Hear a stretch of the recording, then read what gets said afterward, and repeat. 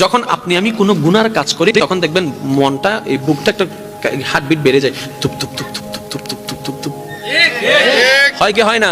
যখন আপনি কোনো অন্যায় কাজ করবেন গোপনে, নিজের একটু হার্টটা দেখবেন এটার স্পিড একটু বেড়ে যায়। তার মানে আপনার হার্টই আপনাকে জানাচ্ছে বান্দা করিস না, আল্লাহ নারাজ হবে, করিস না, আল্লাহ নারাজ হবে, করিস না। আমরা এটা বুঝতে পারি নাই, আমরা মনে করেছি এমনি হার্টবিট বেড়ে যায়, এমনি হার্টবিট বাড়ে নাই। ওই হার্টের মাধ্যমে আল্লাহ আপনাকে মেসেজ দিয়েছিল, আপনি আমি সেই মেসেজটা বুঝতে পারি নাই। কিন্তু তারপরে যখন গুনাহটা করি মনে মনে একটা জিনিস আমরা চাই, কেউ যেন না দেখে, কেউ যেন না জানে, কেউ যেন না দেখে, কেউ যেন না জানে। আপনি করছেন আল্লাহর অবাধ্যর কাজ, আল্লাহকে নারাজি করার কাজ, আল্লাহ জমিনে দাঁড়িয়ে। কিন্তু আবার যখন আপনি বলছেন কেউ যেন না দেখে, তখন আল্লাহ পাক আপনার ইজ্জত বাঁচানোর জন্য চতুর্দিকে পর্দা করে দেয়, দেখার মানুষ আর দেখতে পায় না। বলে ফেরেশতা বলে আল্লাহ তোমার হুকুম অমান্য করছে, তোমার জমিনে দাঁড়িয়ে তুমি তাকে প্রোটেক্ট দিচ্ছ। রব্বে করিম বলে বান্দা তো আমার, বান্দা তো আমার, ভালো করুক আর মন্দ করুক বান্দাটা তো আমার।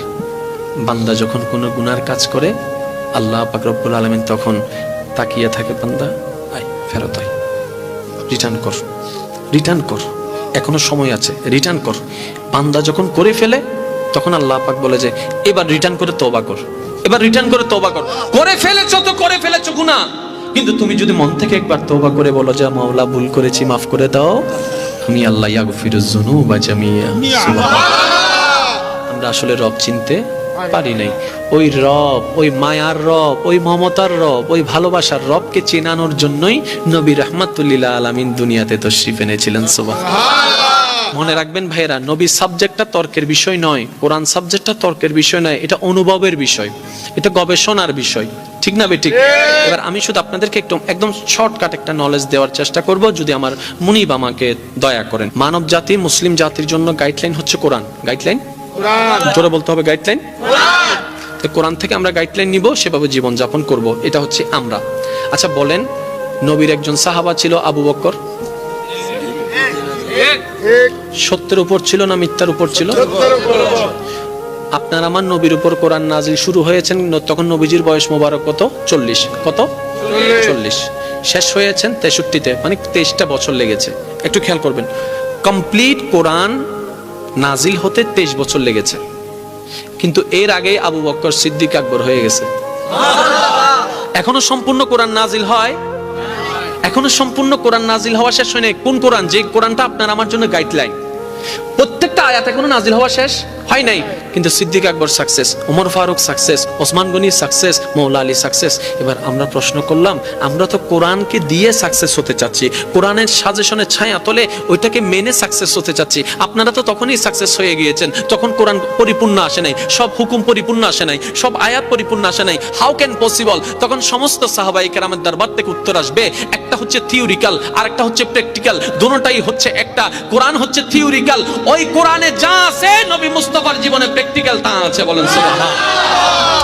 আমরা কোরআনটাকে যখন ফলো করতে পারি না, কারণ আমাদের হায়াতে তখন পরিপূর্ণতা আসে নাই, তখন আমরা কি করেছি? প্র্যাকটিক্যাল কোরআনকে ফলো করেছি। নবী মুস্তাফার উঠাকে, নবী মুস্তাফার বসাকে, নবী মুস্তাফার হাসাকে, নবী মুস্তাফার ব্যবসাকে, নবী মুস্তাফার আত্মীয়তা সম্পর্ককে, নবী মুস্তাফার চলাকে, নবী মুস্তাফার সমস্ত কিছুকে আমরা ফলো করতে শুরু করলাম।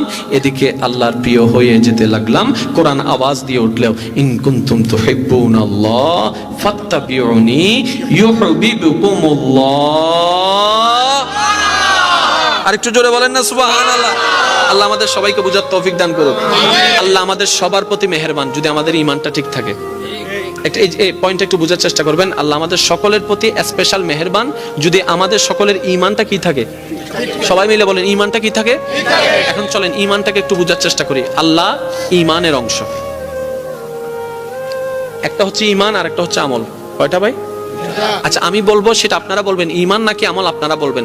আল্লাহ আল্লাহ আল্লাহ আল্লাহ, আল্লাহু আকবার। জোরে বলেন না, আর একটু জোরে। এই যে আপনি বললেন আল্লাহ আল্লাহ আল্লাহ, এটা আমল, ঠিক আছে? আরো সহজ করে দিই, স্রষ্টার নাম কি? আল্লাহ। আচ্ছা, এই যে আল্লাহ বললেন, এটা আমল। যেই ভিত্তিতে আল্লাহ বলেছেন, এটার নাম ঈমান। একদম শর্টকাট, একদম মনে রাখার জন্য। আবার বলছি, আবার উত্তর দেন। স্রষ্টাকে আল্লাহ, যে নিয়তে বলেছেন এটা বিশ্বাস, এটা ঈমান। আর যেটা বলেছেন আল্লাহ, এটা আমল। এবার বলেন, রিজিকের মালিক কে? আল্লাহ। ওই রিজিকের মালিক বিশ্বাস করাটা ঈমান, বলাটা আমল, বলাটা। তাহলে কয়টা জিনিস পেলাম? ঈমান হচ্ছে ভিতরের জিনিস। সুবহানাল্লাহ বলেন। আমি যখন জিজ্ঞেস করছি স্রষ্টাকে, শোনার সাথে সাথে জবান আপনার আগে বলেছে না মন আগে বলেছে? বলেন না, আরো জোরে বলেন না। আপনাকে আমি প্রশ্নটা করার পরে এই শুনলেন, শোনার পরে কি জবান আগে বলেছে না মন আগে বলেছে? মন না বললে তো আপনার মুখও